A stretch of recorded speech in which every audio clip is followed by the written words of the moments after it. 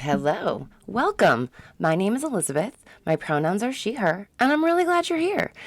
I have another list of disturbing books that I've read. This is my second list. I actually have three. I think that I'm going to be able to make each a different video about. And then I will have my favorite disturbing books. So if anything seems to be missing on any of these lists, that's probably why, because they're on my favorites list. Not that any of these are books that I wouldn't recommend or wouldn't, because like I said, the last one, I recommend all of these books. Just know that you're in the right mind space to take them on, because they are, as aforementioned, disturbing. Okay, so let's get going.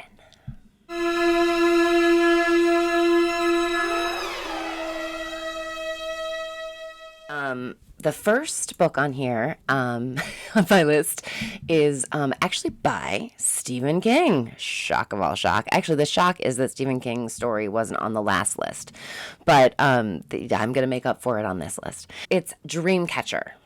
So this is the story of great friends that have been great bunch of guy friends that have been great guy friends since they were little, and every year they go to like a hunting lodge in the winter, and they hang out and they ski and they drink and they laugh, and they do this every year, and I think it's every year. And they've been friends for 25 years, and there's this great scene that's lifted. I mean, in the movie, it's like lifted right out of the book, so it's an incredible scene even in the movie, where our four main characters are they're sort of on a little teenager quest, and they're headed for something, to look for something that has been talked about and is legendary and all that. And on their way, they run into the bullies of the town. Stephen King always has bullies. Terrible bully who is he and his friends are actually messing with a special needs kid who's about the age of our four good friends, and they save him. They do a really, really great job of saving him. It's very cool. They know their strengths. They know that they are sacrificing themselves possibly to get injured or hurt in some way, but they're willing to step between this poor kid who's clearly special needs, and that kid, of course, ends up being so much more. By the time we get to the end. But I'm not going to give too much away. But it is Stephen King, so when they go up to this retreat, the world around them starts to fall apart, and there's an infection, and the animals are acting weird, and the guy that they try to help who is sick is really weird, and so there's like this infestation because Stephen King, and I love Stephen King. Is my first favorite author, admittedly my first favorite author that I read a lot of books by. He writes an amazing relationship. He tells a beautiful story.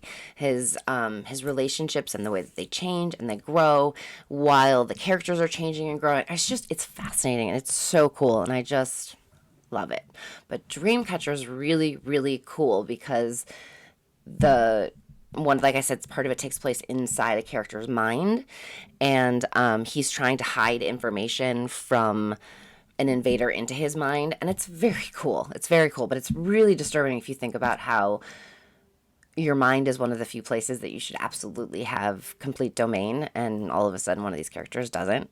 So it's a neat book. It's a really neat book. I liked it. Okay, on to the next book. This is called Too Bright to Hear, Too Loud to See, and it's by Juliann Garey. And this book. So this book is the story of a man who has bipolar disorder, and he's been fighting against it for most of his adult life, fighting against it in that trying to control it, trying to live a life of someone who doesn't have bipolar. And he decides to go on a world tour. He visits all these different countries. He leaves his family and he goes all over the world and just sort of gives in to the bipolarness of his brain. And I can't give you too much more without giving things away or sort of ruining the experience. But it's, if you know anyone with bipolar, if you've experienced actual time with someone who has this mental disorder, you need an extra warning for this, because it's pretty accurate. It's kind of uncanny how accurate it is. But it's really neat, and it's really rough sometimes. Just the struggles of the mental illness that this man has to deal with. And he's successful, and he's married, and he's got a family and all this stuff, but he has obviously other demons he has to deal with. And it's really cool. And I also think it's the coolest title. I mean, about bipolar. Too Bright to Hear, Too Loud to See. Love it. Okay, next is Bird Box by Josh Malerman. Is a cool story. It's about a sort of an apocalyptic, life-changing event that people, when they see this thing that's outside, it makes them, like, lose their sanity and become sort of murderous, right? Not sort of. They become murderous. And our main character makes her way to a house where other survivors also show up. So there's, like, this, little group, this little community of people, some who trust, some that don't trust, some that want to care for each other, some that don't want to care for each other. And you get this little like worlds where everyone's hold on humanity and reality is tenuous at best. And it's the story of how the world changes from that point on. It's really, first it's, protect yourself from what it is that's out there. Then it's protect yourself from other people. And then it's protect yourself and your children. And then there's, like, this epic adventure to sort of get where they need to go, but traveling in this world you can't do with your eyes, which makes it very harrowing. It's a really neat story. I loved the ending. It surprised me, which I always love. And I also believed it, and it also made me okay with the fact that the book was ending, if that makes sense. They made this one into a movie too. It was pretty good. It's again, read the book first. It's always going to be my advice. Okay, the next book on my list is older than a lot of these books. It's by the great Oscar Wilde. It's called The Picture of Dorian Gray. So this was written in, the late 19th century, so early 20th century. So this is over 125 years old ish. And so you need to know that going in, that it's going to be slightly different than the stuff that's written today, but I still think it's fabulous. The story is there's a young and extremely attractive young man. His name is Dorian Gray. And he has a portrait of himself painted. And he is just so worried about growing old and losing his youth and his beauty, because they're so much a part of who he is. And the portrait of him starts to age. And he does not. And I'm just going to leave that there, because that's the story, and it's neat, and it's cool, and it's creepy, and it's Oscar Wilde. You should be reading Oscar Wilde.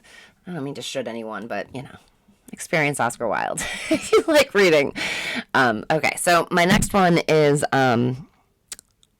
sort of on a heavier topic. It's a French author, so bear with me here. Atiana de Rosnay wrote Sarah's Key. Okay, so now Sarah's Key is takes place in France during World War II.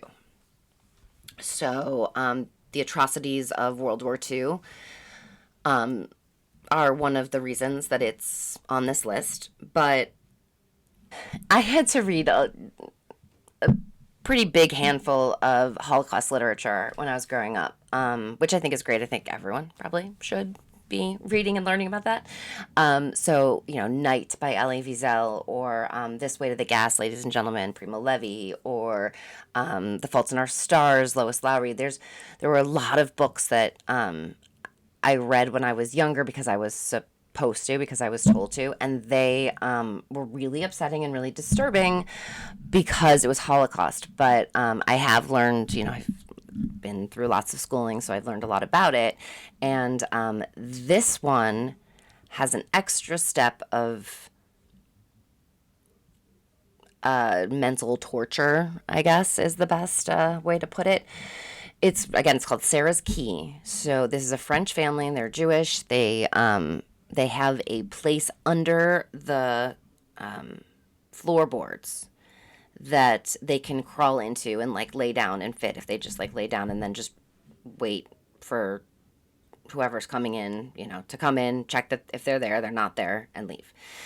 And Sarah and her little brother are the only ones who are home when a raiding party comes in, and Sarah puts her brother into this thing in the space in the floorboards and locks it and puts the key in her pocket.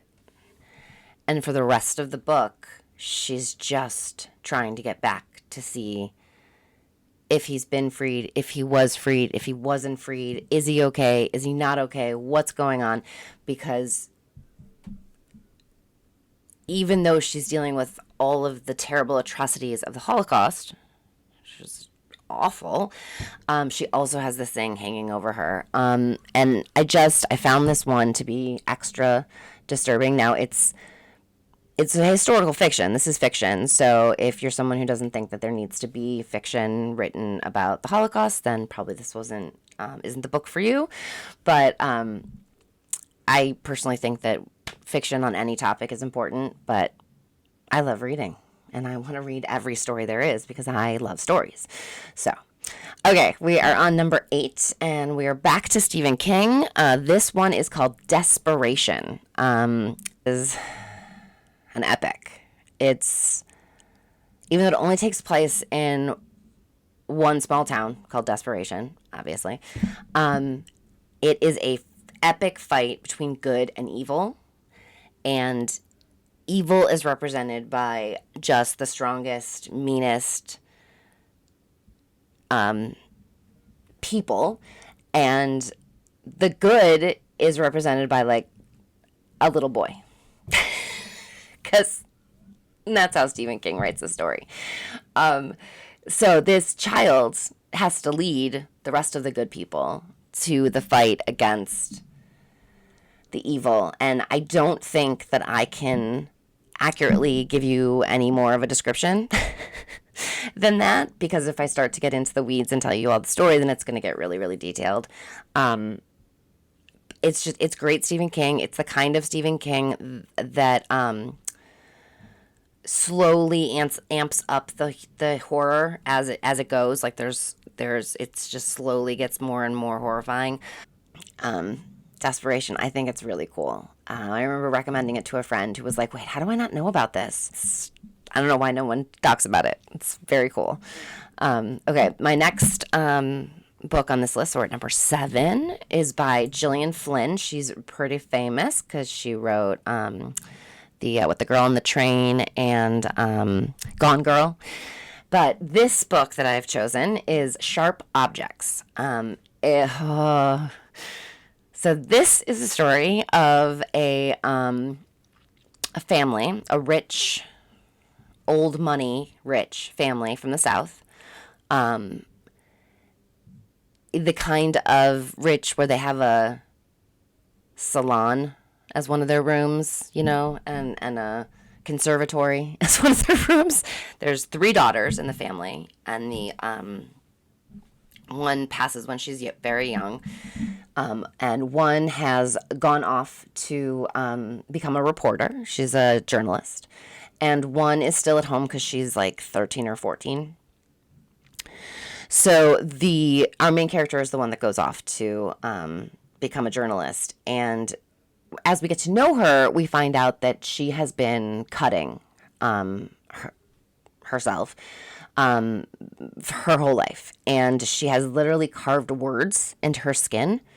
So, you know, she'll be somewhere and someone's just being obnoxious and you know, yelling at her and she'll just like lift up her shirt a little and show them like the spot that says F you, only it doesn't say F. And she has to wear, I mean, they're in the South where it's hot, and like the 14-year-old girls are wearing like Daisy Duke shorts, and she's got her long sleeves and long pants and, you know, all the way, because she's literally marked her entire body. Sharp objects. Our main character gets sent back home because there's a murder mystery. There are girls that have been dying and are, you know, showing up murdered. And so she goes to research this story, and she's sent there because it's her town. Like, she knows, she doesn't have to do the background information, you know, checking, because she grew up there. And so we have her story and the story she's researching, and the story of her past, which starts to come back because she's at home, and the story of her sister and what her sister's going through, and her mom and what her mom, and this is one of those stories where you think it is completely wrapped up, you know everything, like pulls the rug out from underneath you, it switches everything around, and it's so cool.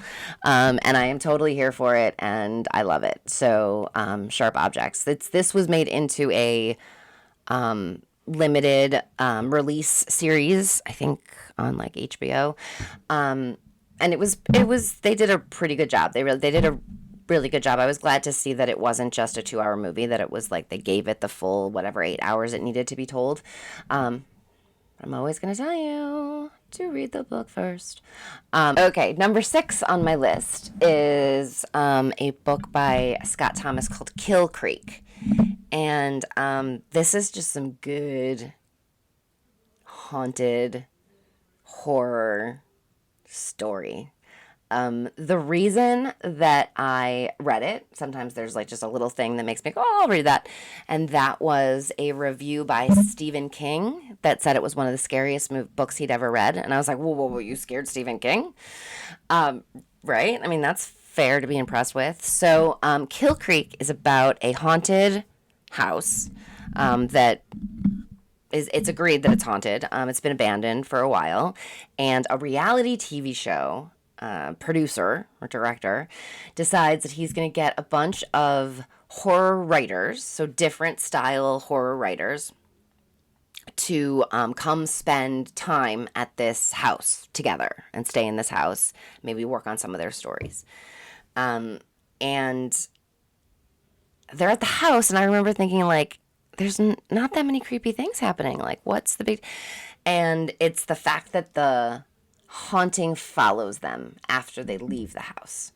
And I'm going to leave it there because it's good, it's creepy, it's shocking, it's a lot of fun. It's a lot of fun. Number 5, we're back to a third Stephen King. Sorry, but I warned you. This one is Gerald's Game, which more people know about because of the movie that was made. This is like a nightmare fuel situation. Like the basic situation of this novel is just nightmare fuel. Husband and wife, you know, dwindling romance. So they've decided they're going to rekindle, and they're going to go up to their lake house in the fall. So their lake house is in a place where people go in the summer. So the season is over. Nobody's up there. I mean, sure, there's probably 3 families within 20 miles, but it's not, I mean, it's usually booming in the summer, right? Like people everywhere. So they go up, to their lake house, and the husband asks the wife if he can handcuff her to the bed, make things spicy. And after, being a little not sure about it, she agrees. And he promptly has a heart attack and dies. And she's handcuffed to the bed. I mean, sit with that for a second. Nightmare fuel. Nightmare fuel. And of course, it's written by Stephen King. So whatever nightmare you could have thought of, 20 times worse, because it came from the mind of Stephen King. So, first of all, she's there for a little while, right? And with food and water deprivation and sleep deprivation, at some point you don't know if she's hallucinating what she's experiencing or if she's not. And then, which is part of what's so absolutely disturbing about this, but there's also what she does to try to get away. And I'm gonna leave that there. It's a great book. I remember when I read it the first time, getting to a point where I just had to keep reading. I needed to know what was going to happen to this poor woman. Is she just going to die on this bed? Is she going to, so good. Okay. The next book is by Ember Blake, and it is called The Child in Cabin 13. Now, how do I explain this book? So there's a couple that are in love. They've been together for a long time. And the wife is very ill. And she's unconscious. And the husband wants her to wake up. And so there's the whole thing about what put her there and why she's there, and the information that's going on. Like then the nurses that talk to him, and the time that he spends, and you find out a lot about him. But at the same time, he's reading her this novel that she's read before, or that she likes, or that she was going to read. I can't remember. So you're getting sort of the story of what he's reading. You get the story of what's happening, and then she's trapped on this island and these people, and the way that she's trying to figure out why she's hearing women scream and babies cry, and why is she trapped on this weird island, and why, won't anyone let her look there or visit that or help this person, and why do people stop her from this and that? It's one of those where you're like, someone give us some actual answers. But I really enjoyed it. I remember thinking, I do not know what's going on in this book, and I wish I did, so I just need to keep reading. And so that's The Child in Cabin 13. Okay, we're up to number 3. Number 3 is The Troop by Nick Cutter. This is just good old-fashioned scary horror story. I don't know about old-fashioned, but just good scary story. So it's about a troop. So like Boy Scouts. It's boys. So a scouting troop goes on a scouting trip. They're camping out in the woods, and they end up in an area that they shouldn't be in. Basically, the boys go out there and they have to fight for their lives against this horrible, almost unforeseen force. But one of the boys that's with them is a complete and utter sociopath. So, on top of having to fight for their lives against this thing that is so hard to fight, they also have someone who's just fighting against them around every corner and trying to make everything worse. And it's just a good old-fashioned, scary, gross, because the way that affects their bodies. It's just, I had a good time. I had a really good time reading it. But I remember also being like, oh, did I really just read that? So give it a try. It's awesome. Okay, number 2. We are up to Wildlife by Jeff Menapace. Again, Wildlife. Oh, Wildlife. Wildlife is about a family that lives on the swamps in the bayou, down in, I don't, if it's the Florida swamps or it's the bayou swamps, I'm not honestly sure. Yeah, I'm not sure which it is, but I know it's swamps because they're definitely crocs and boats and they always have to get down the river and all that stuff. But they live, in the backwoods, and they are a family that loves to mess with other people. They enjoy messing with people. They enjoy hurting people. They know that they are the only humans that matter, and the rest of them are just playthings for them to mess with. And it's just a depraved story about this family, and there's a little girl in the family, and she just got under my skin, and she lives rent-free in my brain, because she is completely embraced this horrible lifestyle that her family has raised her in. So, and that's just a tiny little nothing piece of the story, but yeah, if you're looking for upsetting and disturbing Wildlife, you'll get what you're looking for. Okay, number 1. Room by Emma Donoghue. Room. This one I suggest you listen to. Because the chapters are either from the point of view of the mom or the child. I'll tell you the story in a second. But they have a voice actor who sounds like a small child. And it just ratchets the tension up that much more, that it really sounds like a small boy who is telling you his story. So Room is about a girl who is kidnapped off the street and held against her will for something like 6 or 7 years. And, excuse me, and she is warded nightly, daily, every day, and has a almost 5-year-old. So while she was in this captivity, she got pregnant and she had the baby all on her own in this little shed in the backyard that has a skylight and a big thick door that is closed by a keypad and an alarm and whatnot. And Ma's trying to raise this child, this almost 5-year-old, in one room. And she's doing an amazing job. Amazing. She makes him do calisthenics and run around the room. She does amazing things with him, but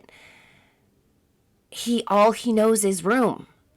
So when he watches TV, TV is outer space, but it's not real to him because it's outer space. He doesn't even have windows. He can look up and out through the skylight. And at one point, I think Ma says, "Look, there's a leaf. See, there are things out there." And he's like, "What? There's things outside of room? What are you talking about?" And this is another one they made into a movie. Brie Larson plays Ma, and she won an Academy Award, I think, for it. And she was amazing. It's really rough. It's really hard because this is one of those, the fact that this happens at all in the world is insane to me. People just take other people and put them in homemade jails and just keep them and treat them as slaves for their lives. That's actually something that happens. And that's what this story is. And it's really, really well written. And like I said, I really suggest that you check out the Audible version because that young boy's voice just ratchets it up because you're like, oh my God, this is a little child speaking. But it's a great story. It's very realistic. I believed it, which of course is what makes it that much more horrifying. So this was my second list of the most disturbing books that I have read. Now, just a reminder, I have a list of my favorite. So if we're missing any, you may find those on either my next list or my list of my favorites. And so hit that subscribe button so you don't miss out. And do me a favor and make sure that you're in the right headspace before you decide to read any of these books. Take care of yourself. Be nice to each other. Be nice to yourself. And I will see you next time. Bye.